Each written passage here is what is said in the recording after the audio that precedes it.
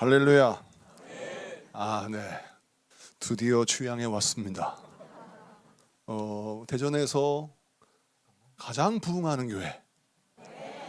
또 정말 훌륭하신 목사님 사모님 목회하시는 교회. 정말 오고 싶었어요. 그런데 또 떨리기도 하는 건 저에게는 우리 박형민 목사님이 연예인이네요. 너무 존경하는 목사님이고 또 제가 닮고 싶고 또 배우고 싶은 귀한 장점을 가지신 분인데 이런 목사님이 목회하는 현장에 와서 예배를 같이 드리는 영광을 제가 가지게 되었어요. 여러분 행복하시죠? 네, 여러분은 복받은 사람입니다. 네, 대전에서 우리 주양교회 정말 아름답게 부흥되고 있고 또 아름답게 성장하고 있으며 또 이렇게 또 귀한 성전이 또 건축되고 있는 귀한 시기에 이렇게 부름받아서 이 영광에 섰다는 것, 저희 자랑일 것 같아요. 나가서 주양에서 제가 하루 설교했다고 제가 자랑을 좀 해야 되겠어요. 감사하고요. 오늘 이 시간 우리 여러분 이 말씀을 통해서 은혜 받고 새로워지고 도전받고 또 귀한 성전이 세워질 때 이 성전이 영혼들로 하여금 정말 많이 채워지고 좀 영혼들 주님께 돌아오고 하나님의 기뻐하시는 선교의 역사와 부흥의 역사가 일어나기를 축복합니다. 네, 저의 소개 잠깐 하겠습니다. 저는 대전 유성구 노은지구죠. 노은동에서 개척을 해서 지금 세 번째 성전을 하고요. 제가 처음에 23평 부엌도 없는 예배당에서 처음 우리 사모와 저 우리 딸 둘 이렇게 개척을 시작해서 개척 멤버 없이 10년 전이죠. 시작을 해서 10년이 지났어요. 지금 270명이 모여서 예배드리고 있습니다. 네, 하나님의 은혜고 하나님의 역사입니다. 이렇게 우리 교회에 부어주신 하나님의 은혜가 있고 또 우리 교회를 통해서 일하신 하나님의 역사가 있으니 그것도 간증하고요. 또 우리 주양교회의 놀라운 이 부흥의 불을 또 저희가 좀 담고 가겠습니다. 할렐루야. 자, 오늘 말씀을 보면 성경 말씀 한번 띄워줄까요? 이 46절 한번 보겠습니다. 46절 보면 그들이 여리고에 이르렀더니 예수께서 제자들과 허다한 무리와 함께 여리고로 나가실 때에 다메오 아들인 맹인 거지 바디메오가 길가에 앉았다가라고 말씀합니다. 여기 주목해야 할 것이 그들이 여리고에 이르렀더니 있죠. 그들은 누구예요? 예수님과 함께한 무리들이에요. 그들이 여리고에 왔어요. 그런데 무슨 이유인지 예수께서 제자들과 함께 허다한 무리와 함께 여리고를 나가실 때예요. 그러니까 예수님이 여리고를 들어오셨다가 지금 나가십니다. 그런 때예요. 그때 나사렛 예수란 소식을 듣고 거지 맹인 바디메오가 다윗의 자손 예수여 나를 불쌍히 여기소서라고 외치고 고침받고 나음받는 기적이 오늘 말씀이 등장합니다. 근데 우리가 좀 주목해야 할 부분이 46절에 특별히 마가복음 10장 48절 특징이 예수님께서 여리고에 이르렀을 때에 얼마 있다가 예수님이 나가실 때라고 설명하고 있어요. 마태복음 20장 26절에 보면 사실은 예수님이 29절이죠. 예수님이 떠나가실 때라고만 쓰여져 있어요. 그러니까 예수님이 여리고를 떠나실 때 바디메오가 소리쳤다고 성경이 기록하고 있습니다. 무엇을 강조하냐면 마태복음은 예수님이 여리고에 오셨는데 막 나가시려고 하실 때 바디메오가 소리쳐서 예수님 나를 좀 고쳐달라고 다윗의 자손 예수요 나를 불쌍히 여기소서 외쳤단 말이에요. 그때를 강조하기 위함인데 마가복음은 한술 더 떠서 예수님이 여리고에 오셨지만 막 이제 나가시려고 하는 그 찰나에 그 중요한 시간에 바디메오가 소리쳤다라고 말씀하고 있습니다. 자, 이 말씀 우리가 주목해야 할 것이 우리는 우리의 인생을 살아가면서 내 인생의 때, 내가 은혜 받을 때, 기적을 체험할 때, 내가 변화될 때, 내가 승리할 때, 기도 응답을 받을 때, 그때가 나중인 줄 알아요. 그런데 지금 예수님이 여리고에 오셨다가 지금 떠나시고 있어요. 떠나시면 어디로 가시냐? 마가복음 11장에 가면 예수님 예루살렘 들어가시거든요. 예루살렘에 왜 들어가세요? 십자가 지시려고 하시는 거예요. 그러니까 지금 예수님이 여리고를 떠나시면 예수님이 여리고 다시 안 오세요. 그러니까 지금 거지 맹인 바디메오는 예수님이 십자가 지시기 위하여 예루살렘에 들어가실 때 그 중요한 순간이 사실 그의 인생의 마지막 순간인 거예요. 그래서 내가 이 마지막 순간에 예수님을 만나고 나의 문제를 해결해야 되겠다라는 마음을 먹고 나사렛 예수시라는 소리를 듣고 그가 다윗의 자손 예수여 나를 불쌍히 여겨 주시옵소서 라고 간절히 간구하는 내용이 오늘 말씀에 등장하는 것입니다. 여러분, 우리가 신앙생활할 때 나의 인생의 때는 어떻게 해석하느냐에 따라서 인생의 질이 바뀌어요. 처음에 개척을 했는데 많은 사람이 이렇게 말을 했어요. 개척 멤버 없이 부엌도 없는 이런 자그마한 예배당에서 어떻게 개척을 하냐. 부흥이 안 된다. 그리고 제가 처음에 주변에 전도할 때 많은 사람이 이런 말을 했어요. 노은동은 개척교회 무덤이다. 옆에 큰 교회가 질비한데 이런데 누가 삼각교회로 오냐 라고 말을 했어요. 그래서 전도는 안 된다라고 말을 할 때예요. 자, 그때 제 말은 제 주위에는 수많은 사람들이 전도는 안 된다, 부흥은 안 된다, 역사는 이루어지지 않는다라고 말할 때 저는 어떤 믿음이 있었냐면 이때를 주님이 붙잡으시면, 이때 주님이 함께 하시면 나의 때는 축복의 때가 되고 나의 때는 부흥의 때가 된다라고 믿었어요. 제가 어떻게 이걸 어떤 믿음을 갖게 되느냐. 제가 전도사 때 제가 대전에 있는 모 큰 교회의 전사였어요. 근데 그때 저랑 호영호재하는 정말 친한 형이 있었는데 그 형이 지금 목사님이 되셨어요. 근데 그 친한 형과 교제를 나누는데 그 형의 아버지가 교회에서 되게 유명한 집사님이셨어요. 이재용 집사님이라고. 근데 그 친한 형이 늘 아버지를 자랑스럽게 여기고 아버지를 닮아가려고 했고 아버지 때문에 나중에 나는 목회를 해야겠다라고 꿈을 꿀 정도로 아버지가 독특한 분이었는데 새벽에 제가 새벽 예배를 참석하면 참 특이한 게 맨 앞자리에 계셔서 다 불 켜고 그냥 쭉 기도하지 않습니까? 그런데 갑자기 앞에서 이재용 집사님이 앉아 계시다가 조그만 볼펜 같은 후레쉬가 있어요. 그걸 탁 켜요. 그리고 수첩을 막 넘겨. 그래서 뭐라고 중얼중얼 기도하고 수첩 넘기고 중얼중얼. 도대체 저 양반이 도대체 뭐 하나. 하여튼 매일 그렇게 기도하는 거예요. 근데 수첩이 굉장히 두꺼워서 계속 넘기면서 기도를 하는 거예요. 그래서 기도도 새벽 예배, 그 큰 교회가 새벽 예배 사람들이 다 갈 때까지 그 기도하는 거예요. 왜냐하면 워낙 이 장수가 많아서 다 할 때까지 가는 거예요. 근데 그분이 소속되어 있는 여러분 목장이죠.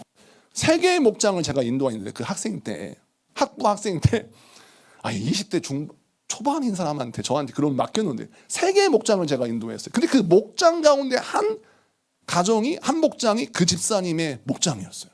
친한 형의 목장. 그래서 그 목장에 이제 신방을 갔는데 궁금해서 이종 집사님 책상을 가보니까 깜짝 놀랐어요. 책상에 가보니 서재에 들어가 책상을 보니까 앞에 포스트잇으로 성경 말씀을 쫙 붙여놓고 거기에 전도 대상자 이름을 쫙 붙여놓은 거예요. 근데 그 몇 명이냐? 120명이에요. 120명 명단을 수첩에 적어놓고 새벽마다 기도하는 거예요. 하나님, 아무개를 축복하시고 아무개를 축복하시고 아무개를 축복하시고. 근데 120명을 놓고 기도하는데 제 생각에 학교 교사였어요. 근데 이분이 학교 교사로서 정말 바쁘실 텐데 어떻게 새벽에 이렇게 기도를 하시고 또 책상 앞에 이분이 목사님인 줄 알았는데 목사님이 아니 교사예요. 미술교사. 근데 미술교사인 이분이 세상에 목사보다 더 성경을 좋아하고 사람들이 입을 놓고 기도를 하는데 참 특이한 분이다. 그런데 그 마음 가운데 어떤 마음이냐면 이 가정은 정말 하나님이 축복하시겠다는 감동을 딱 받은 거예요. 그래서 이제 워낙 친한 형이었기 때문에 형님, 아버님 정말 대단한 분입니다. 어떻게 그렇게 하나요? 하루는 전교인 전도 집회 날이에요. 그 형님이 저한테 불러서 이전도사 부탁이 있는데 오늘 아버님이 120명을 초대해야 한대요. 그런데 버스 세대를 대절했대요. 관광버스 세대를 대절했는데 한 대 한 대 안내하는 가이드하는 사람이 한 명씩 붙어야 되는데 이전도사님이 해달라는 거예요. 그래서 한 대는 우리 천하 처남이라고 벌써 이게 스포일러를 했어요. 우리 그 형님. 한 대는 한 대는 제 친구.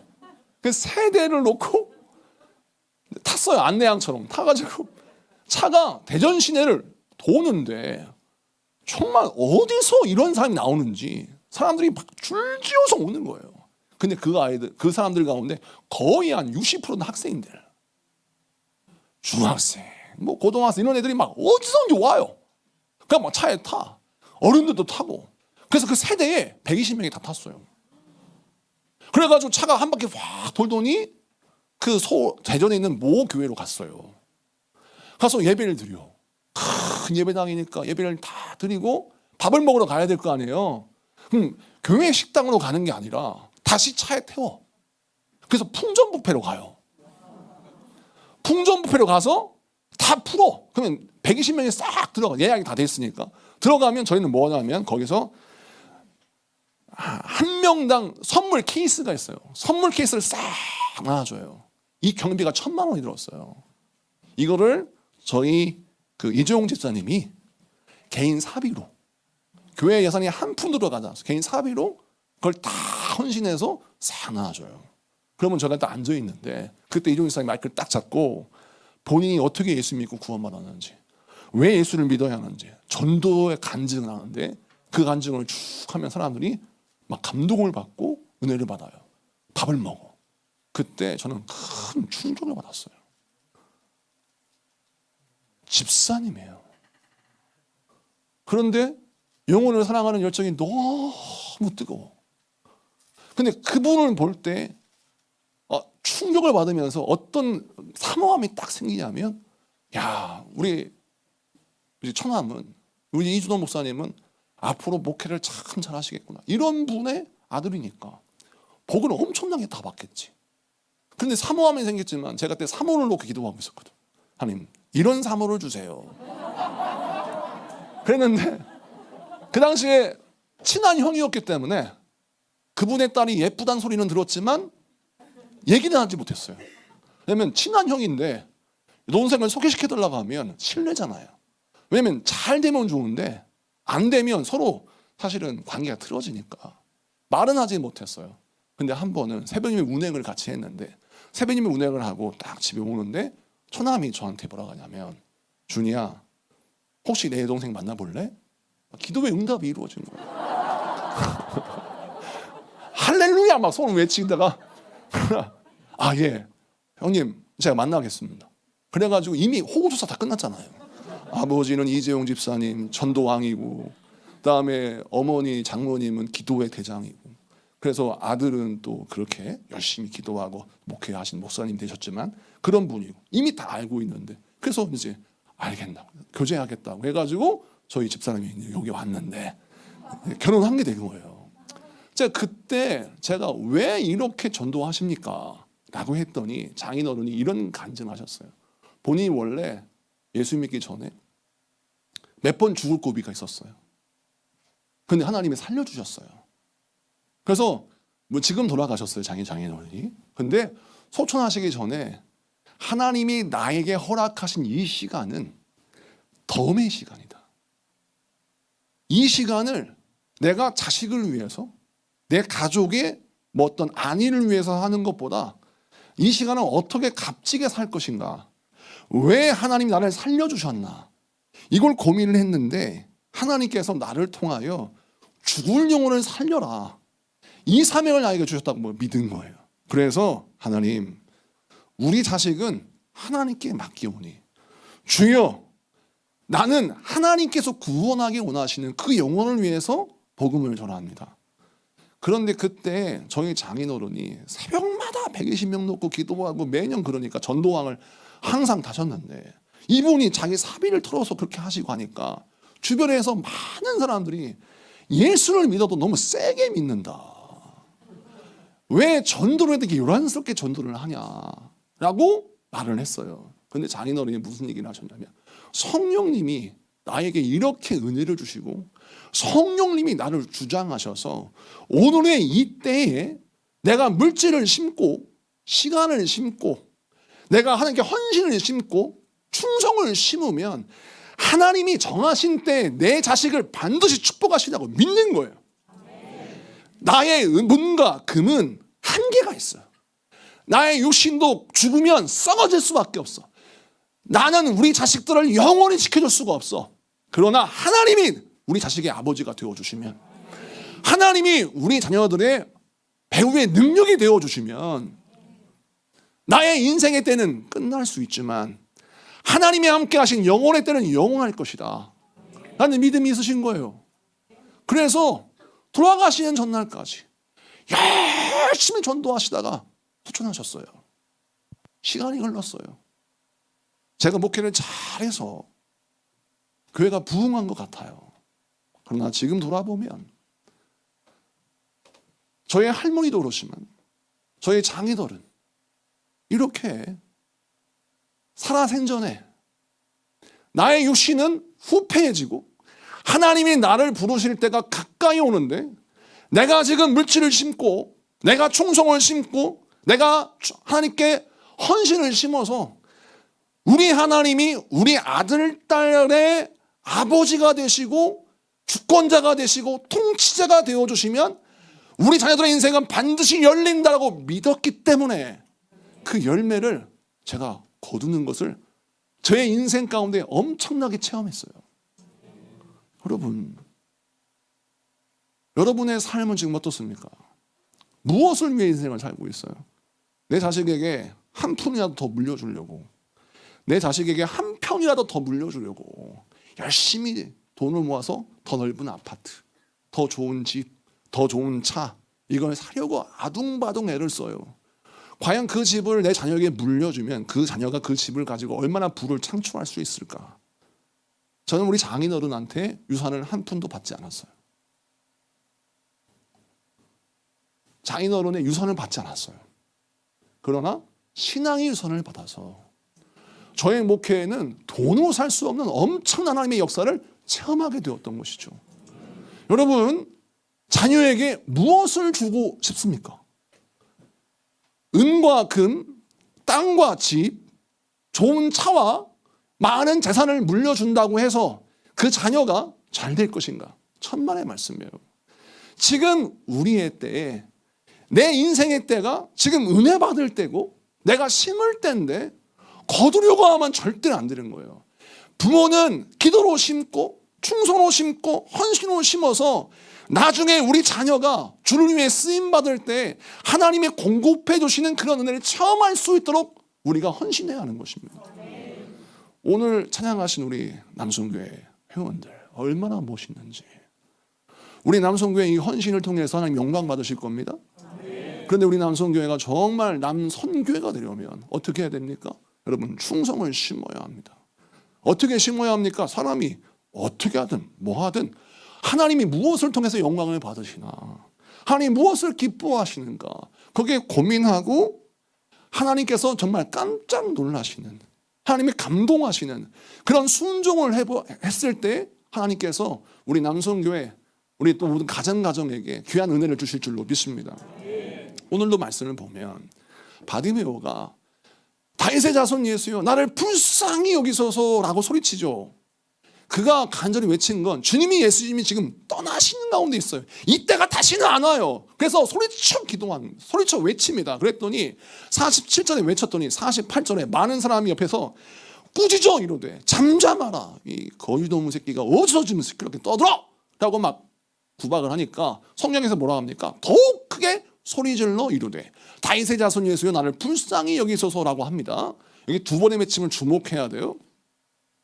분명 처음에 크게 소리치렸어요.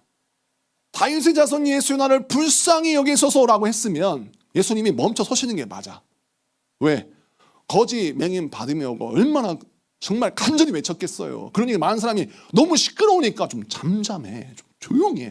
니까지 있게 어디 여기서 좀 떠들어. 쉿. 그렇게 했지 않겠습니까? 그런데 예수님이 아시는지 모르시는지 멈춰 섰다는 말씀이 없어요. 49절에 예수께서 머물러 서서 그를 부르라 하시니 이때가 언제냐? 두 번째 외침을 할 때예요. 다시 말해서 첫 번째 다윗의 자손 예수 나를 불쌍히 여기소서라고 외쳤을 때, 구박받을 때, 사람들이 꾸짖을 때 예수님은 가시는 걸음을 가고 계셨어요. 이렇게. 이 대목을 잘 봐야 돼요. 예수님이 매정하신 분 같죠? 내 얘기도 안 들으시는 것 같아요. 예수님이 일부러 한 걸음 더 가시는 거예요. 일부러 못 들은 척 가시는 거예요. 이유가 무엇일까요? 그의 믿음을 드러내시기 위해, 그의 믿음을 자랑하시기 위해. 내가 이만한 믿음을 보지 못했다. 성경을 보세요. 내가 너에게 무엇을 해주기를 원하느냐.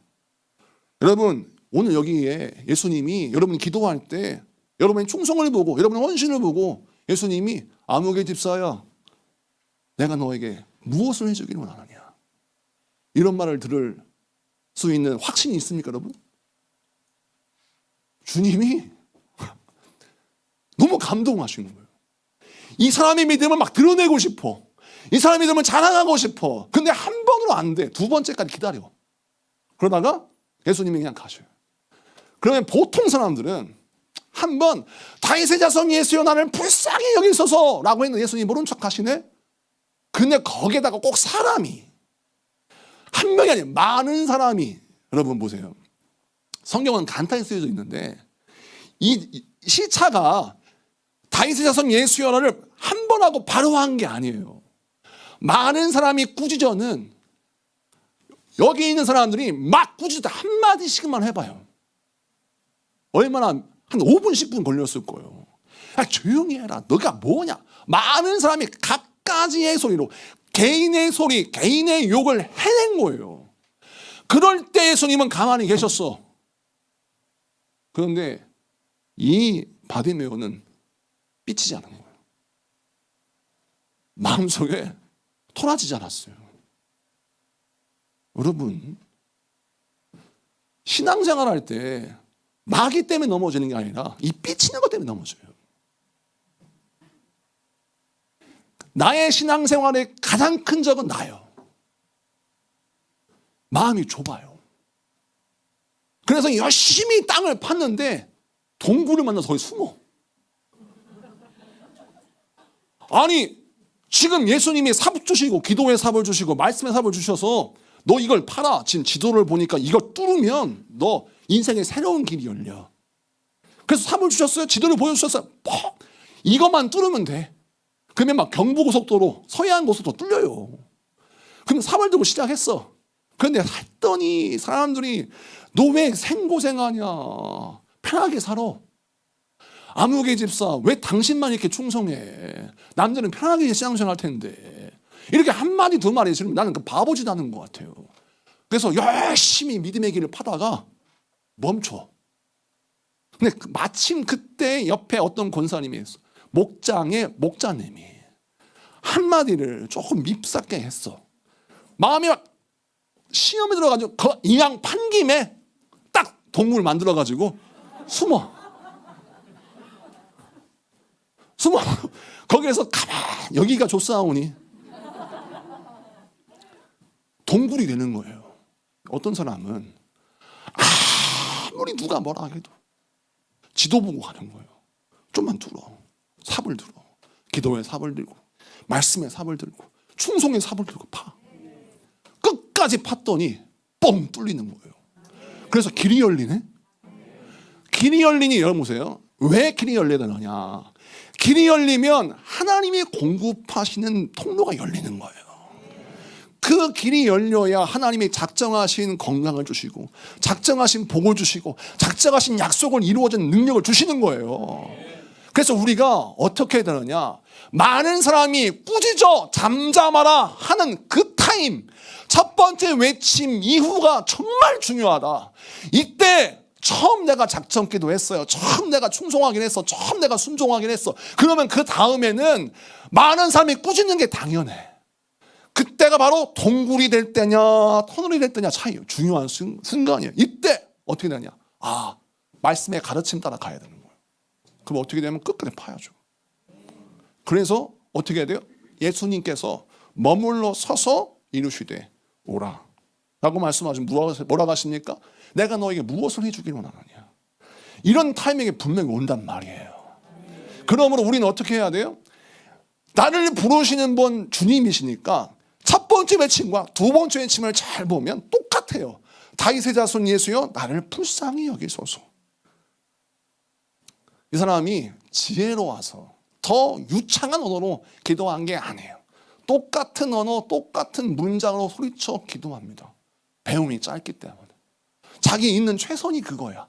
그런데 그 최선의 한 문장의 기도가 예수님의 걸음을 딱 멈추게 했어요.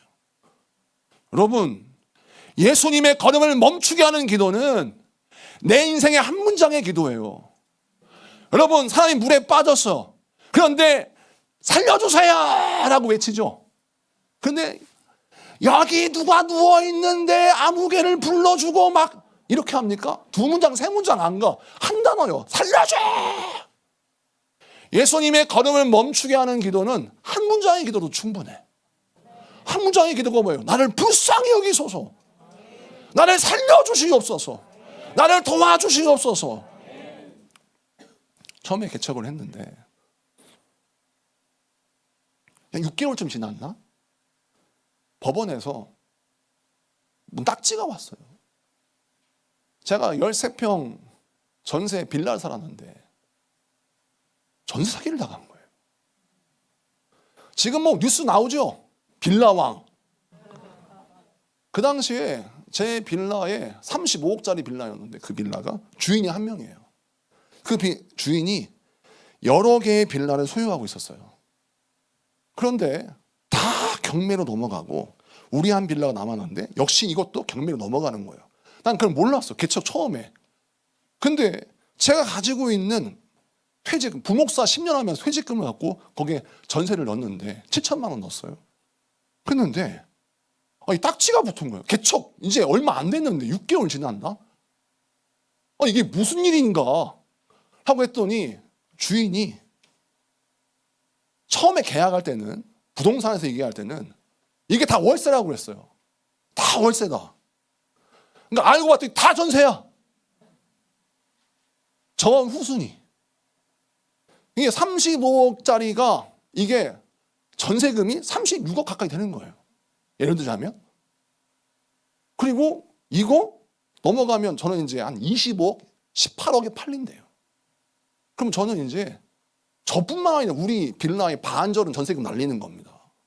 저는 후순위 뒤에서 두 번째. 맨 뒤는 대순진리에 다니는 사람이 거기에. 대순진리의 사람이 제 뒤고 제가 목사가 후순위의 두 번째고 제 앞이 하나님의 교회 다니는 이상한 사이비가 또 앞에 있고. 그러니 이게 난감한 겁니다. 그런데 이렇게 됐으니 와, 교회는 개척해서 교회는 막 전도하고 막 열심히 애를 쓰고 있는데 사택은 날라가게 생겼지. 그런데 이거를 교회에 이야기하자니 교회는 성도들이 이제 가신앙생활하고 교회 나오는데 교회 왔더니 목사가 사택이 경매로 날아간다더라. 그러면 벌써부터 이놈의 교회는 목사가 벌써부터 무슨 만하는 이미지네. 그래서 이 교회는 다니지 말아야지 이런 생각이 드는 거죠. 그렇지는 않을 텐데 제 마음속에 그랬어요. 아직 각 신앙생활하는 사람들에게 이런 무거운 이야기를 하고 싶지 않았어요. 그런데 교회에서 새신자를 교회 초대해서 오잖아요. 그러면 설교를 해야 되는데 성도에게 희망과 소망을 증가하는 설교를 해야 하잖아요. 예수가 복음이다. 기도하면 된다. 하나님이 함께 하신다. 나는 지금 경매 넘어가는데. 그러니 새벽에 기도할 때 다리가 후들거렸어요. 그리고 저희 사모는 저한테 도대체 목사님 어떻게 하려고 그러냐.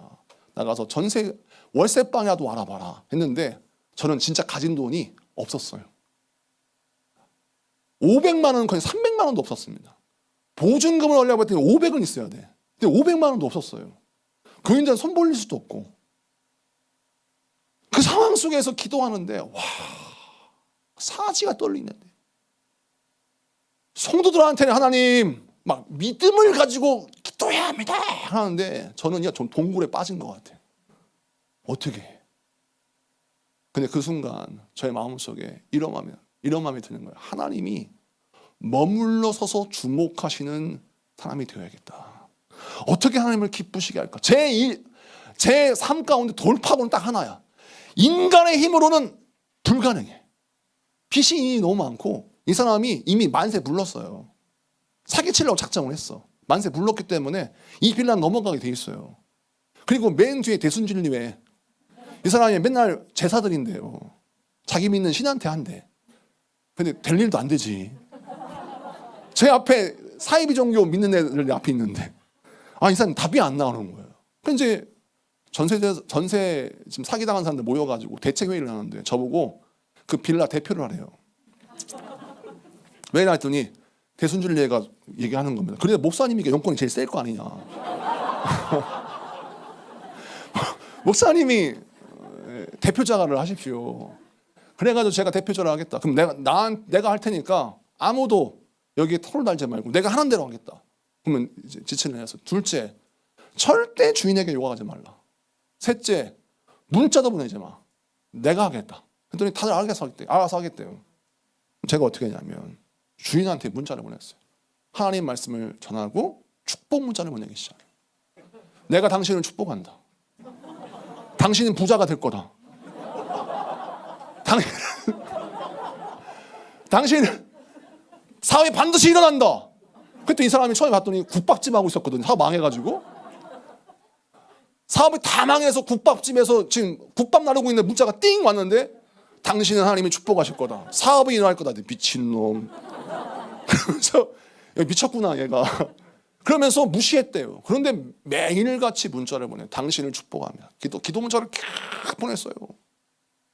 그런데 이 사람이 처음에는 이 목사가 사이코구나. 아니 이게 돈을 띄어먹기를 작정한 사람인데 계속 축복의 문자를 보내고 기도합니다. 그리고 저는 축복하지 않으면 살 수가 없었어요. 왜? 마음속에 미움, 막 분노. 이거 만약에 날아가면 우리는 이제 길바닥에 앉아야 되는데 300만 원이 없으니까 죽기 살기예요. 기도 안 할 때.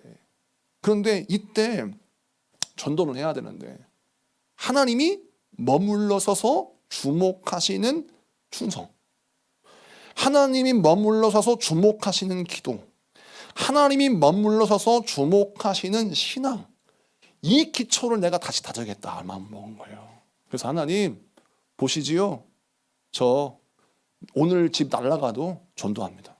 하루에 100명씩 만나 전도해요. 밤늦게가 전도했어요. 저희 사모랑 열심히 전도할 사람이 없으니까.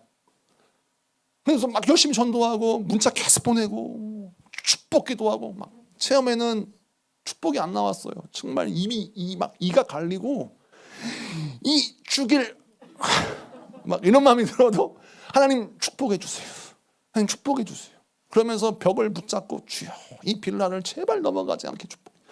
세상에 목사 사택이 넘어가가지고 전세금 날려가지고 길바닥에 나앉으면 어떻게 합니까? 근데 우리 큰 애가 중학교 1학년이었는데 아빠가 이런 상황을 알았어요. 경매가 뭔 줄 아니까 애가 마음속에 우리 집 진짜 망했나 보다. 막 얘가 상처를 받고 우리 막내는 그것도 모르니까 우리는 언제 큰 집 이사 가냐고 막 투정부리지. 그러니 막 이런 이중고 삼중고 때문에 어떻게 막 기도하는데 하나님께서 감동 주시기를 준이야 내가 너의 기도를 들었다.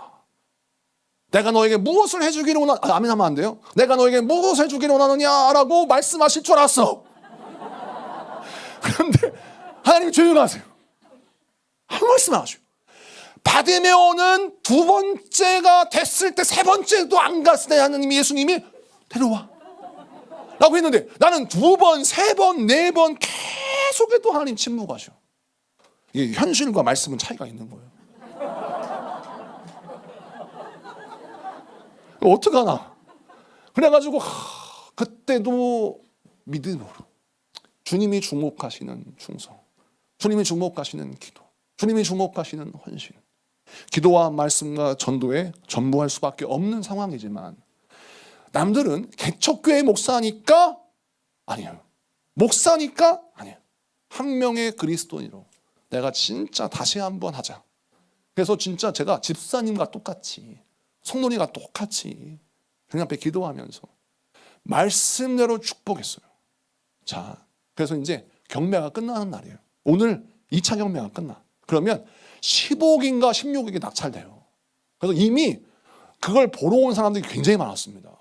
그 사람 다 보고 갔어요. 15억, 16억에 낙찰돼요. 벌써 이 빌라 사람들이 다 말을 하기를, 목사는 개뿔, 아이고 저거 뭐, 아이고 얼굴만 희어먹어 내가지고 저기 목사가 저기 가서 막 멱알이 막 멱살을 잡고 흔들기도 하고 뭔가 했어야지. 아니 그렇게 순하게 그냥 문자 보내고 축복하고 그러면 되겠냐고. 그런데 저렇게 하더니만 기도해도 기도빨도 없네 막 욕할 때예요. 근데 그날 저희 사모가 이제 검진이 있어서 을지병원에 갔어요. 검진을 하고 있는데 이제 끝났으니까 이제 대책위원회에 보고를 해야 되지 않겠습니까? 얼마에 낙찰됐다고 법원에 전화를 했어요. 저 이제 노은동에 몇 호에 가나 리더스빌 그거 오늘 얼마에 낙찰됐습니까? 라고 물었어요. 했더니 이 사람이 잠깐만요. 사건 번호 몇 번이라고요?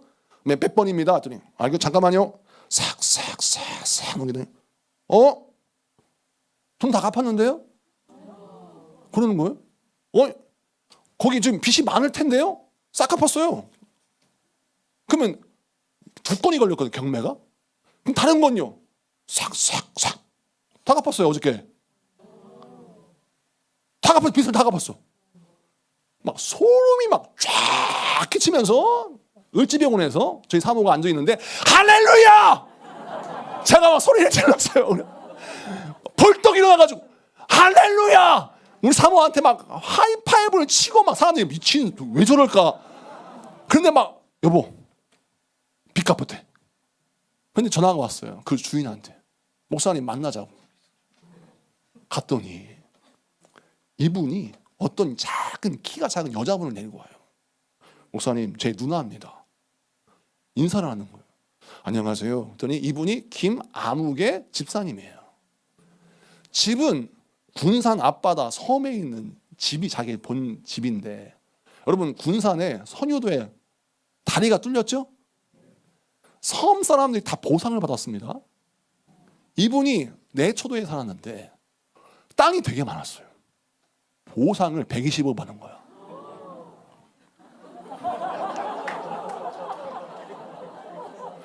(120억) 받았는데 누나가 간이 떨리는 거야.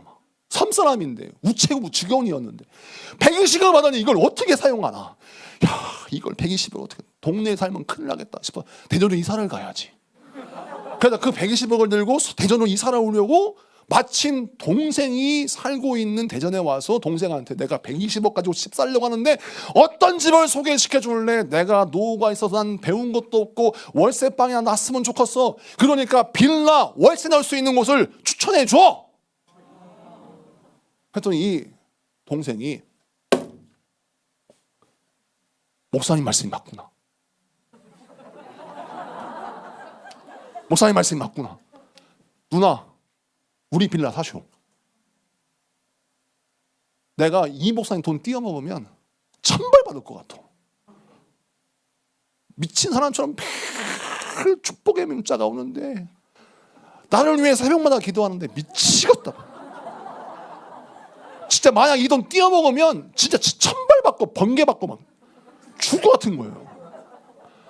그런데 이분이 처음엔 정말 안 갚으려고 했는데 이분이 이걸 누나가 인수해 주세요. 누나가요 빚 다 갚아주고 그걸 명의 이전했어요.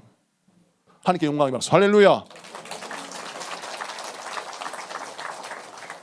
그리고 거기서 끝나지 않아. 이 김숙경 씨가 남은 투자금이 있잖아요. 이거 어떻게 했으면 좋겠냐. 빌딩을 하나 줘야겠는데 동생이 건축업이잖아요. 내 빌딩을 네가 줘라. 그분이 그 빌딩 공사를 하면서 재개합니다. 그래서 이분이 하나님의 기적을 체험한 거예요. 목사님의 축복 기도가 절대 헛되지 않음을 그 새신자가 그 사람이 체험한 거예요. 그럼 그분이 우리 교회 나와야지. 왜 다른 교회 가? 왜냐면 워낙에 이 간증이 유명한 간증이라 우리 교회 오면 자기가 다 드러나니까 대전에 어느 교회 다녀요. 그런데 그분이 이 기적을 체험하고 하나님은 살아계시다. 아멘. 목사님의 축복 기도는 나에게 복이구나. 이거를 여러분 예수를 인정하지 않는 자가 체험했어요. 예수를 인정하지 않는 자, 심지어는 목사들은 띄워먹겠다고 작정한 사람이에요. 심지어는 하나님도 두렵지 않고 세상 사람도 두렵지 않아. 그런 사람도 목사님이 축복하는 기도는 능력이 있다 라고 믿는 거예요. 오늘 이 자리에 계신 여러분들, 축도 안 받고 그냥 가는 강큰 분들 계십니까? 큰일 나요, 큰일 나. 우리 교인들은요, 축복 기도 받을 때 진짜 막 가슴에 손을 얹고요, 오늘이 인생의 마지막 날이라고 생각을 기도 받아요. 우리 박효인 목사님 얘기를 들어보니까 진짜 신령한 분이에요. 이런 분 담임하시는 교회 성도님들, 너무 좋은 교회를 다니면 너무 익숙해. 다른 교회를 가봐야 알아. 우리 교회가 얼마나 좋은 교회인지. 그러면 기도해 주시면 그 기도를 아멘, 아멘, 아멘 하고 받으면 그 역사가 일어나요. 그 빌라 주인이 그걸 경험하고 하나님의 능력을 체험했어요. 그 사건이 딱 일어난 다음 그제서야 우리 교인들한테 이 간청을 했어요. 이만저만해서 이렇게 됐다. 우리 교인들이 다 울면서 뭐라고 하냐면, 목사님 왜 우리를 이렇게 우습게 봤어요? 우리가 그렇다고 목사님, 우리가 지금 예산이 얼마인데 목사님 사택을 그냥 내버려 두겠습니까? 근데 목사님 어떻게 그럴 때 얘기 안 하셨습니까? 속으로. 그래요. 하지만 처음에 새신자들이 그랬어요. 여러분, 그때 우리 성도들이 뭘 깨달았냐면, 세상에 내가 지금까지는 목사님의 축복 기도 해주면 그냥 매번 하시는 거니까 그렇게 무심코 넘어가는데, 아니 불신자가 그 기도를 받고 사업이 일어나고 막 기적을 체험하고 세상에 누나가 120억을 그때 어떻게 보상을 받고, 대한민국에 목포도 있고 부산도 있고 서울도 있는데 형제가 그 사람만 있는 게 아니고, 그런데 어떻게 망해가고 있는 나한테 찾아와서 120억을 어떻게 투자할 수 있는지를 묻고, 그 집을 사주고 빌딩을 짓고, 어떻게 이런 일이 일어나는가. 하나님은 살아계신다. 하나님의 살아계심을 체험했는데 이걸 듣고 우리 교인들이 깨달은 거예요. 목사님의 기도는 복이구나. 여러분, 세상에 천하 없는 말을 해도 목사님의 축복 기도를 목숨 걸고 받아야 돼요. 보세요. 사심 없이 기도하는 분이 누가 있나? 세상에 나가보세요. 보이스피싱 사심 많습니다. 고객님, 사심 없이 여러분을 축복하는 사람이 누가 있어요? 목사님이에요. 그러면 목사님의 기도를 그렇게 믿음으로 받으면 불신자도 역사가 일어나는데, 하물며 여러분 주를 위해 충성하고 헌신한 여러분들 하나님이 그냥 놔두시겠습니까? 함께 하시지? 자, 중요한 거, 첫 번의 간구가 끝난 후 많은 사람이 꾸짖어 괴롭혔어요. 그 기간을 버텨야 돼. 하나님이 작정하신 지도의 길이 나올 때까지 끝까지 가야 돼. 막히면 동굴이지만, 포기하면 동굴이지만, 뚫리면 터널이 돼. 터널이 뚫리면 하나님이 공급하시는 능력과 권세와 은혜가 그때 쏟아져 내려오는 거예요. 그럼 오늘 우리가 무슨 작정해야 돼요? 하나님, 내가 말씀대로 살겠습니다. 하나님, 내가 주신 대로 살겠습니다. 절대 잔머리 굴리지 않고 내가 진실하게 살겠습니다. 오늘도 목사님이 약속의 말씀을 주셨는데 그 말씀 아멘으로 받고 그 말씀 내 마음에 새겨서 그 말씀대로 순종하겠습니다. 언제까지? 주님께서 와라, 안심하고 일어나라, 내가 너에게 무엇을 해주기는 아니야 라고 물으실 때까지 끝까지 한 문장의 기도, 예수님의 그런 마음치는 그 한 문장의 기도로 주 앞에 간절히 기도한 여러분에게 축복합니다. 그 다음 말씀을 좀 보면 예수님께서 그를 이제 부르셨어요. 내가 너에게 무엇을 해주기는 아니야. 당연히 이 사람이 뭐라 합니까? 내가 보기로 난 아이다. 예수님 뭐라 하세요? 성경 말씀 보겠습니다. 52절 다 같이 있습니다. 시작. 예수께서 이르시되 가라, 내 믿음이 너를 구원하였느니라 하시니 그가 곧 보게 되어 예수를 길에서 따르니라. 아멘. 아멘. 예수께서 이르시되 가라, 내 믿음이 너를 구원하였느니라 라고 했어요. 예수님이 얼마나 감동하셨는지 이 사람의 믿음을 드러내고 싶었어요. 그래서 이 사람은 예수님의 권능으로 치유받은 사람이죠. 근데 이 사람들이 무시해. 많은 사람이 꾸짖어. 많은 사람이 막 그 사람을 짓눌러. 그렇지만 이 사람은 자기 믿음, 예수를 믿는 그 믿음이 너무 귀한 믿음이니까 주님이 인정하시는 그 믿음을 통하여 구원을 받는 것이다. 그래서 예수님 말씀하시는 거예요. 네 믿음이 너를 구원하였다 라고 인정받은 사람이 되었어요. 근데 여기에서 주목해야 할 것이 가라야, 가라. 네 믿음이 너를 구원하였다. 눈을 떴죠? 그러면 이 가라는 뭐냐면 성경 보니까 원문 보면 그냥 네가 할 길 가라는 거예요. 너 내가 고쳐줄 테니까 네가 할 길 가. 내가 너를 축복한다. 근데 성경 말씀 보니까 그가 곧 보게 되어 예수를 길에서 따르니라 라고 말씀하는데 예수를 길에서 따르니라, 길에서 따르다라고 하는 이 문장은 관용적인 표현으로 제자가 스승을 따른다라는 표현으로 사용돼요. 그래서 많은 학자들이 길에서 누군가를 따른다라는 표현을 쓸 때 이건 단순한 뜻이 아니라 그냥 길에서 예수님이 가시는 걸 졸졸 따라갔다 이런 뜻이 아니라 제자가 스승을 따랐다라는 표현으로 사용되기도 한다라고 말을 해요. 그러면 오늘 말씀을 잘 보세요. 마가복음 10장에 그가 곧 보게 되었어요. 예수님이 가라, 네가 할 길 가라 했어요. 눈 떴으니까 난 더 이상 거지가 아니야. 난 더 이상 맹인이 아니야.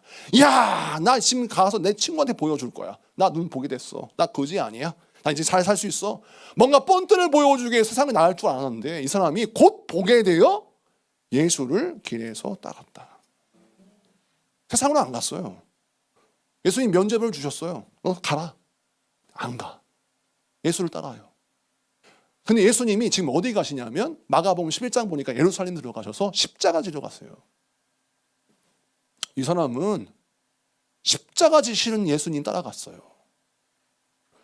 지금 성경 중요합니다. 왜 소경 바디메오가 고침받은 이 사건이 중요하냐? 많은 제자들은 예수님이 십자가 지실 때 다 도망가.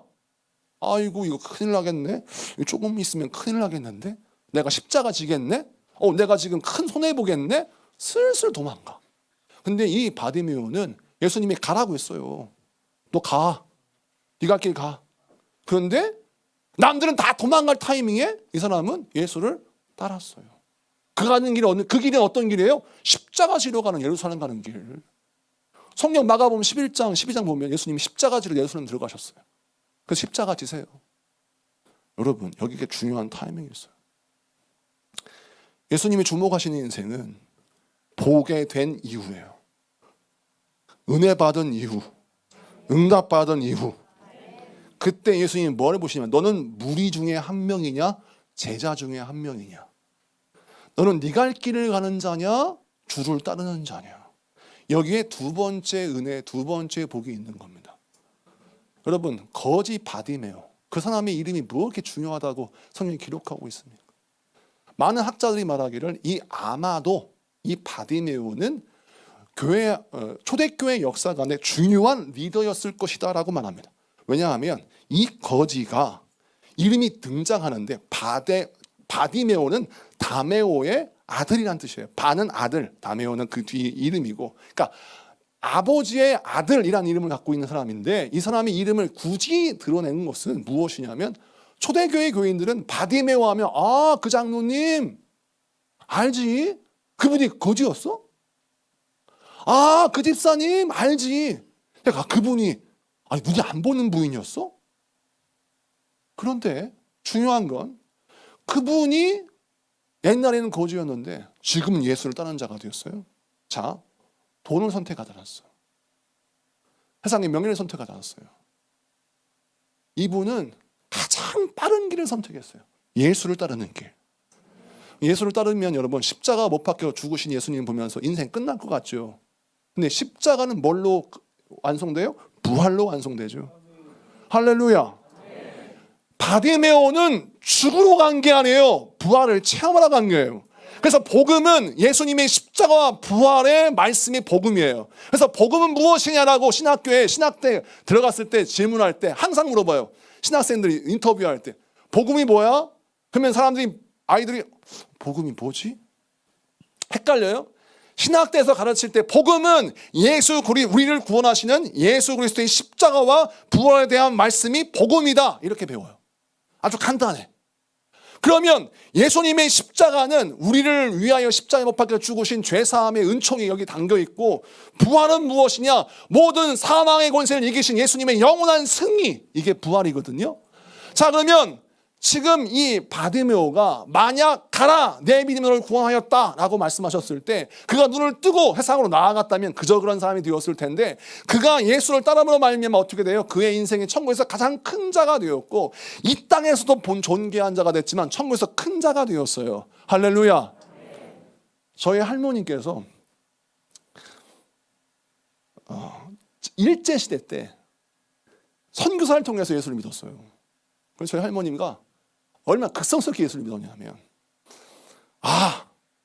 선교사님 통해서 예수 믿고 내가 시집 가려면 반드시 예수 믿는 사람하고 시집 가야겠다. 근데 그때 일제시대 때 예수 믿는 자가 흔합니까, 여러분? 흔하지 않죠. 우리 박기래 권사님이 그래서 시집을 가야 되는데 얼굴이 너무 예뻤어요. 저를 보면 상상이 가잖아요. 우리 할머니께서 너무 예쁘셔가지고 막 여기저기에서 사람들이 이제 청혼을 하는데, 저희 이필령 우리 권사님, 우리 할아버님께서, 장로님이 처음에 이제 연애를 하지 못하고 이제 소개를 받아 너무 예뻐, 첫눈에 반했대요. 그래가지고 박기래 여사님하고 이제 결혼하려고 만났는데 조건 다른 거 없어요. 예수 믿어야 된다. 그랬더니 저희 할아버님이 등골이 오싹했대요. 우리가 지금 덕수이 씨 양반 가문에 저희 할머님이 신사임당이고, 저희가 이제 217 계통의 덕수이 씨예요. 이순신이 저희 삼촌이에요. 그러니까 이순신 덕수이 씨거든요. 그러니까 덕수이 씨의 이순신, 이율곡, 이게 이제 저희 덕수이 씨 가문인데, 그런데 이제 저희 할아버님은 이게 자랑이에요. 유교적인 전통, 우리 족보. 그런데 이 여자가 예수 믿어 난 결혼한다. 그러니까 알겠어, 내가 결혼하면 꼭 교회 갈게. 저희 증조 할아버지, 증조 할머니도 며느리가 너무 참하고 예쁘니까 네가 좋다면 내가 교회 가마, 거짓말로. 그래가지고 결혼을 했네요. 그런데 할아버지 형제들도 많고 대가족이죠. 증조 할아버지, 할머니, 증조 할아버지, 증조 할머니, 또 할아버지 형제들 뭐 7남매 막 대가족에 들어왔는데 혼자 예수 믿는데, 딱 같은 재산 다 드리고 교회 갈 생각 안 하고, 저희 할머니가 거기에서 만약 교회 안 가면 나 굶어 죽는다. 할머니가 지독하게 믿는 분이에요. 숟가락 딱 놓고 밥 다 차려요. 그 대가족을 밥상 드리고 혼자 밥 안 먹어, 금식에. 그 이필영 우리 할아버지가 마음이 약한 분이에요. 자기 부인이 이래도 죽을 것 같아. 그러니까 교회를 가자니까 간 거예요. 증조 할아버지, 증조 할머니도 자기 며느리 죽을 것 같으니까 따라간 겁니다. 그러면 따라가서 딱 교회 예배 드리잖아요. 그러면 저희 할머니가 어떻게 가르치냐면, 이왕 예수 믿는 거 그냥 믿지 마, 새벽 예배 드려. 그러니까 새신자를 인도하는데 방법이 틀려요. 우리는 새신자가 오면 천천히 예배 드려. 한 달에 한 번 나와도 잘했어. 그래요. 마음이 내킨 대로 와야 돼. 우리 이렇게 가르쳤다는 큰일 납니다. 우리 예수 믿으면요, 그냥 기본이 수요 예배, 금요 예배 나오는 게 기본이에요. 그게 예수 믿는 사람이지. 가끔 천천히 안 돼. 안 되는 거. 저희 할머니가 사업을 전도하시면서 새벽 예배 나와야지. 그래서 저희 할아버지는 원래가 예수 믿는 게 새벽 예배 나온 줄 알았던 거예요. 왜냐? 불교 믿을 때 맨날 비나이다 자기 어머니가 하는 걸 봤으니까 이런 거지. 그래서 교회 다닐 때 제대로 믿어야 된다고 새벽 예배 가신 거예요. 이필령 우리 할아버지께서. 그래서 박기래 여사는 그러면 같이 가고, 증조 할아버지 다 따라갔네. 할아버지 장남이세요. 동생들 싹 따라와가지고 뒤에서 막 앉아 있는 거예요. 그러면 이필령 씨 여기가 쫙 앉아 있는 거예요. 고향교회 건축을 해요.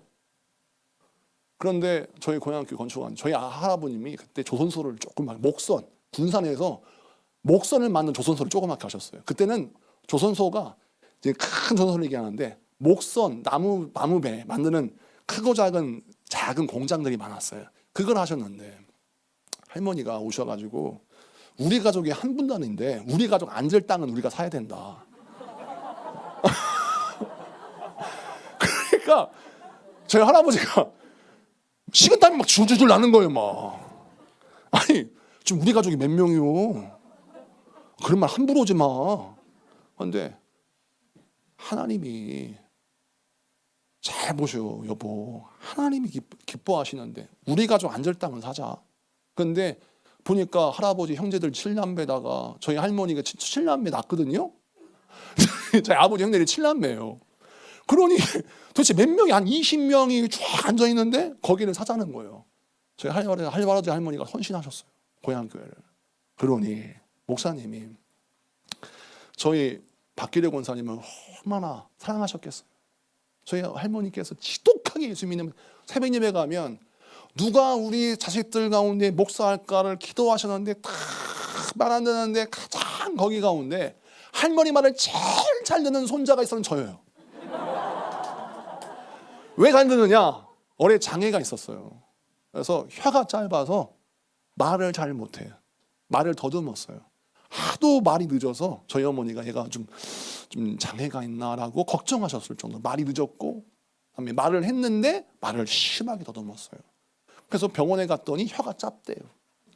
너무 지나치게 넓고 짧아서 얘가 소냐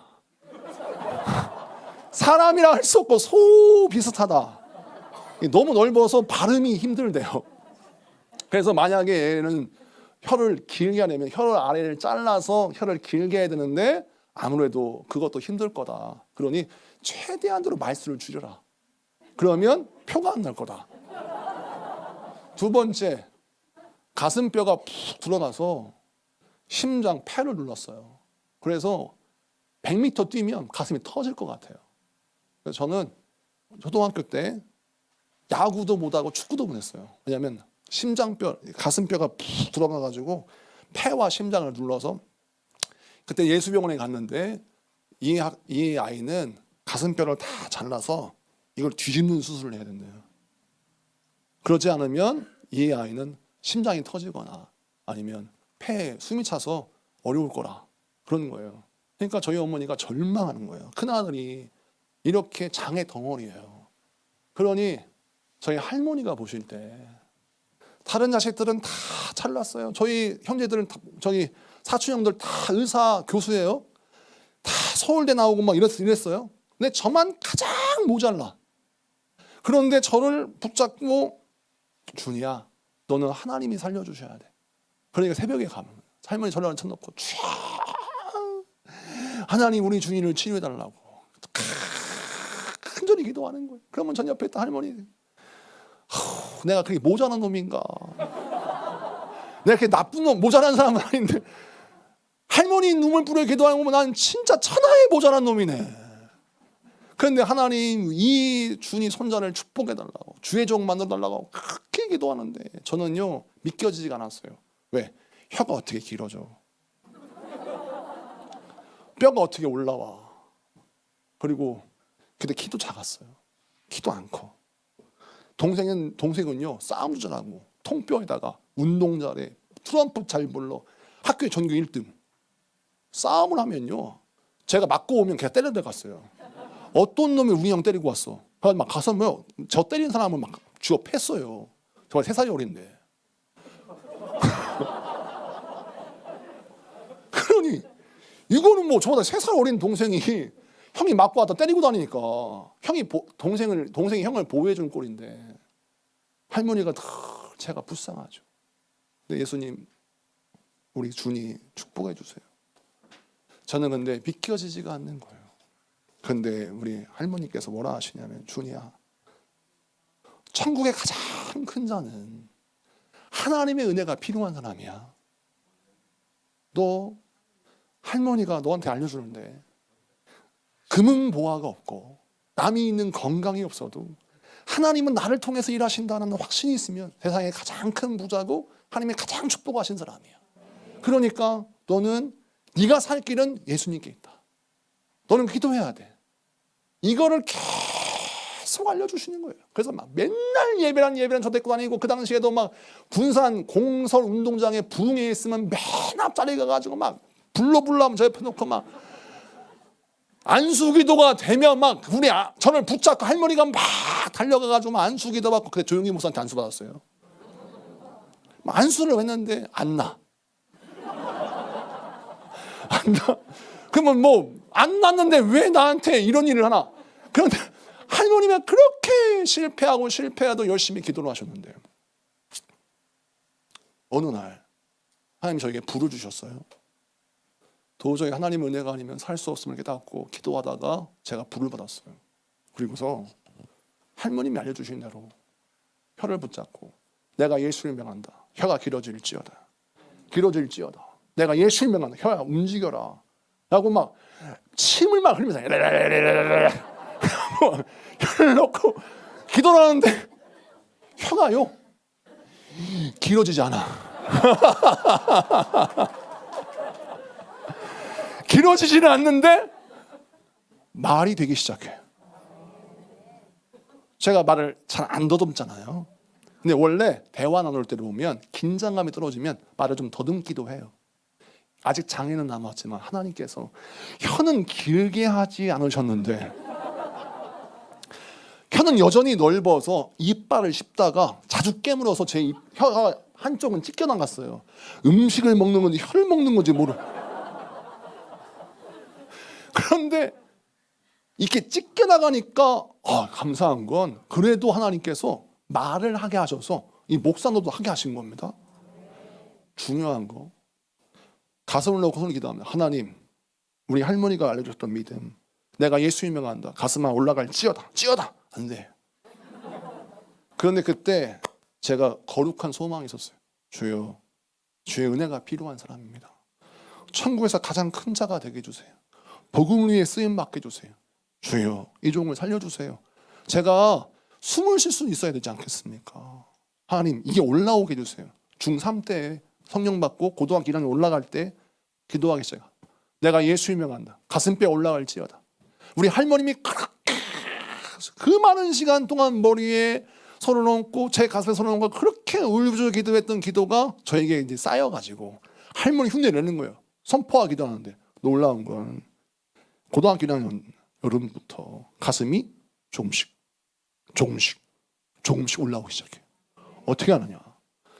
참 놀라운 건 뼈가 이렇게 푹 올라온 게 아니라 넓어져요. 제가 덩치가 커지면서 처음에는 이렇게 왜소했는데 하나님이 갑자기 저를 넓게 해주시는데 등치가 이렇게 커지는 거예요. 어깨가 넓어지고 덩치가 커지면서 자연스럽게 당기니까 어떻게 돼요?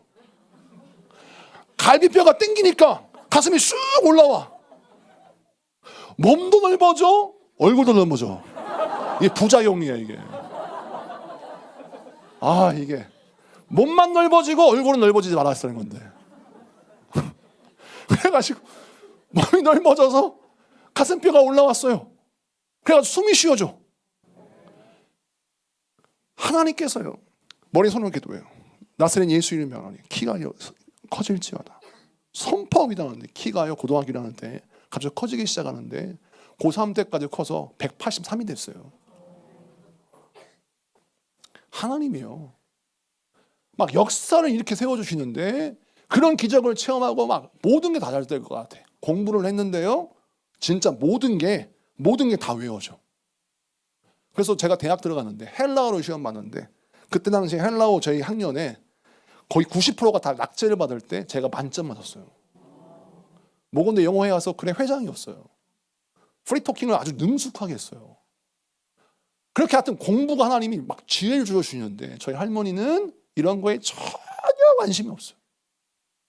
전혀. 저는 뭐라고 하셨냐면, 그 당시에 유학 가기 위해서 그렇게 공부할 때요, 할머니께서 너 천국에 가장 큰 자가 돼. 너 성공 쫓지 말고 예수를 쫓아. 그러면 할머니 뭘 잘 모르시는 거예요. 저는 유명해지고 싶어요. 그래서 그때 잠시 내가 목사하기엔 너무 아까운 사람이야 하는 착각을 했을 때예요. 근데 할머니께서 넌 천국의 가장 큰 자가 돼. 너를 살려주신 건 하나님의 은혜야. 눈 뜬 이유가 중요하다겠죠? 그때 잠시 제가 그런 착각을 했을 때 집안이요, 갑자기 망하기 시작해. 아버지가 사업하는 게 막 무너지고, 아버지가 막 투자한 게 다 무너지고. 저희 아버님 지점장 가셨거든요. 은행 지점장이신데 세상에 직장만 안 쫓겨났지 다른 거 다 안 되는 거예요.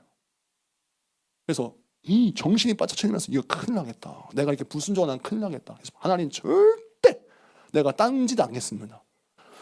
주를 위해 쓰임 받겠습니다. 예수님 따라가겠습니다. 근데 그때 마지막에 저희 할머니 돌아가실 때 고생 안 하시고 하루아침에 돌아가셨거든요. 아침에 갑자기 가슴이 답답하대요. 준이야, 나 가슴이 답답하다. 아버지 모셔와라. 그래서 모시고 병원에 갔어요. 심근경색이래요. 그런데 일주일, 한 달 사실 줄 모르겠대. 잘 관리해야 된대. 근데 할머님이 집에 오시더니만 숨을 내쉬더니 목사님 모시고 그래요. 그래서 목사님은 오셔서 예배를 드려요. 예배 드리는데 유언을 하세요. 목사님, 우리 며느리 저 모시고 살면서 고생했는데 우리 며느리 정말 복 주달라고 기도해 주시고 우리 준이 천국의 큰 자가 돼서 예수님을 죽도록 충성하다는 자가 되게 해달라고 저를 위해서 유언을 해주셨어요. 그리고 눈을 감으셔요. 졸리대요. 목사님 가셨어요. 그날 밤에 돌아가셨어요. 그런데 그날 새벽 예배, 돌아가시는 그날 새벽 예배 때 새벽에 기도하시는 권사님들이 박길 권사님 매일 새벽나무 나오시니까 새벽에 기도하시는데 권사님들이 기도하다가 환상 가운데 할머님이 박길 권사님이 교회 마당에서 천사들이 박길 권사님 들고 천국으로 확 올라가더래. 날개 들고. 근데 멀쩡히 기도하신 분이 왜 천국에 가? 그래서 내가 미쳤나 보다. 이거 내가 미쳤나. 아니 멀쩡히 계신 권사님이 어떻게 돌아가신다는 이거 큰일 날 일이지. 그랬는데 이걸 한 분이 본 게 아니라 그날 계신 분이 많이 본 거예요. 박길 권사님 천사에 붙들려서 천국에 가는 거. 근데 그날 밤에 부고가 났어요. 다 모인 거예요. 예배를 드리는데 막 그때 완전 부흥회였어요. 이 간증을 하는 거예요. 다 일어나서 목사님 이만저만 오늘 새벽에 이런 환상을 보았는데 박기리 권사님이 천국에 가시는 것이 확실합니다. 천사가 수종 들어서 천국에 가는 걸 보았습니다. 근데 이분은 당신도 보았냐? 나도 보았다. 그러면서 막 그 장례식이 전도의 집회가 돼서 하나님의 역사가 일어나는데 제가 그걸 보면서 전율이 이르면서 천국은 반드시 있다. 금은 보화를 위해서 인간의 육신의 정욕을 위해서 인생을 사는 인생은 썩어져 버리는 정말 지옥에 떨어질 수밖에 없는 인생인데 우리가 천국에 우리가 이 땅에서 아무리 그룹의 회장으로 살고 아무리 땅 부자로 살고 아무리 우리가 이 땅에서 성공해서 뭐 대통령이 되고 국무총리 된다 하더라도 지옥 가면 다 부질없는 짓인 거예요. 마지막에 장례가 났을 때 어디로 가냐 이거예요. 저희 할머님은 일평생을 눈을 뜬 이후 예수를 쫓는 바디메오처럼 내가 은혜 받은 이후 가장 큰 복은 하나님께 있다. 내 자녀에게 가장 물려줄 복은 하나님께 있다. 복음이다.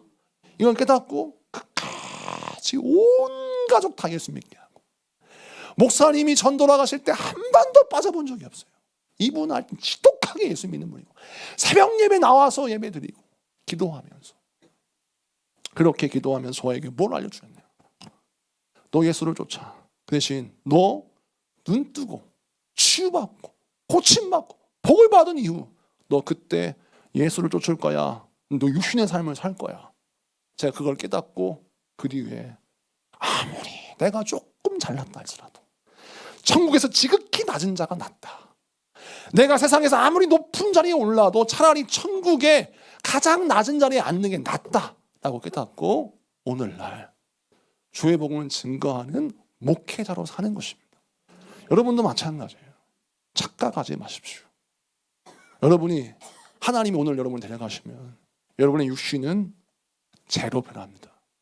제가 수많은 장례식을 인도했는데 화장터에 육신이 들어가면 온 가족이 웁니다. 엄마, 아빠,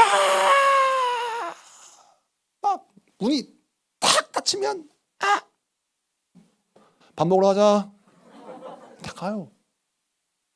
몇 시에 끝나지? 1시간이면 돼. 그러면 간혹 딸만 우리 엄마 어떡해 하다가 이제 밥 먹으러 가요. 그리고 다 끝나. 그러면 이제 시간 됐어요. 그러면 가보면 쫙 문이 열리잖아요. 두개골도 조금, 골반뼈 조금, 다리뼈 조금, 한 움큼밖에 안 돼. 그 뼈를 다 모아. 그래서 그걸 갈아요. 한 줌이야. 벽제 화장터에 제가 서울 목회할 때 많이 갔는데 벤츠를 타고 오든 뭐 BMW를 타고 오든 죽을 때 보니까 한 줌이에요. 내 자녀가 나를 위해서 평생 울어줄 것 같지만 여러분 잊어요. 그 한 줌으로 지내가는 우리 육신의 끝이야. 천국이 없다면 우리 인생 가장 멍청한 게 저와 여러분들이에요. 이 시간에 왜 여기 있어요? 놀러 가야지. 이 시간에 우리가 왜 여기 있습니까? 신나게 놀아야지. 그런데 저희 할머니 보여주셨어요. 천국이 있음을. 천국과 지옥은 있습니다. 여러분 자녀를 지옥의 자식으로 키울 겁니까? 천국의 큰 자로 키울 겁니까? 오늘 우리가 기도할 때 정말 오늘의 시간이 예수님이 여리고를 떠나실 때라고 믿어야 돼요. 여러분 오늘 기도할 때 오늘 기도하다가 그냥 내일 안 되면 내일 하면 되지. 그때가 지금 언제냐면 예수님이 여리고에 들어오셨다가 지금 떠나실 때라고 생각하면 그런 기도 못해요. 우리가 찬양하고 기도할 텐데요. 어떻게 기도해야 되냐? 죽기 살기로 기도해야 돼. 지금 오늘이 예수님이 여리고를 떠나실 때다. 지금 오늘이 예수님 나를 고치실 때다. 지금 오늘이 나의 가정이 복을 얻을 때다. 지금 오늘이 내가 새 인생을 살 때다. 그래서 오늘 기도의 삽을 다시 들고 멈춰버린 나의 동굴을 향하여 삽질을 하는 거예요. 바위여 깨트려질지어다. 이 벼가 무너질지어다. 내가 예수의 명한다. 이 모든 바위야 깨어질지어다 라고 선포했을 때 바위가 깨지고 벽이 부서져 그 문이 열렸을 때 주님이 약속하신 그 말씀대로 천국 가는 길이 열리고 왕의 도가 열려서 하나님이 공급하신 은혜의 물길이 쏟아 부어지는 것입니다. 오늘 기억하시고 오늘 이 밤이 예수님이 여리고를 떠나실 때가 되고 오늘 이 밤이 안심하라. 나에게 내려와라. 내가 너에게 무엇을 하여 주기를 원하느냐. 하나님의 영적인 음성을 듣는 귀한 마음 되어서 오늘 기도하여 여러분의 인생의 때를 축복의 때로 오늘의 시간을 기적의 시간으로 만드는 그런 귀한 시간 되기를 바랍니다. 우리 찬양하겠습니다. 두려워 말라. 브릿지도 하겠습니다. 두려워 말라. 두려워 말라. 너와 함께 함이니 놀라지 말라. 나는 내 하나님 됨이니 무서워 말라. 내가 널 도와주리니 너는 마음에 염려치 말라. 다시 한번 고백해 볼까요? 두려워 말라. 두려워 말라. 너와 함께 함이니 놀라지 말라. 나는 내 하나님 됨이니 무서워 말라. 내가 널 도와주리니 너는 마음에 염려치 말라. 내가 너를 굳세게 하리라. 내 손으로 너를 꼭 붙잡아 주리라. 내가 너를 위롭게 하리니 너는 마음에 말라. 내가 너를 굳세게 하리라. 내 손으로 너를 꼭 붙잡아 주리라. 내가 너를 의롭게 하리니 너를 마음에 염려치 말라. 다시 한번 보내볼까요? 두려워 말라. 두려워 말라. 너와 함께 하리니 놀라지 말라. 나는 내 하나님 되리니 무서워 말라. 내가 너를 도와주리니 너는 마음에 염려치 말라. 내가 너를 굳세게 하리라. 내 손으로 너를 꼭 붙잡아 주리라. 내가 너를 의롭게 하리니 너를 마음에 염려치 말라. 내가 너를 굳세게 하리라. 내 손으로 너를 꼭 붙잡아 주리라. 내가 너를 의롭게 하리니 너는 마음에 염려치 말라. 나는 너의 하나님이라. 나는 너의 하나님이라. 하늘을 지은 창조주라. 땅에 솟아는 베푸는 자. 나는 여호와니라. 나의 의로움을 받은 자. 나의 찬송을 부르는 자. 너를 두려워 말라. 나는 너의 하나님이라. 나는 너의 하나님이라. 하늘을 지은 창조주라. 땅에 솟아는 베푸는 자. 나는 여호와니라. 나의 의로움을 받은 자. 나의 찬송을 부르는 자. 너를 두려워 말라. 나는 너의 하나님이라.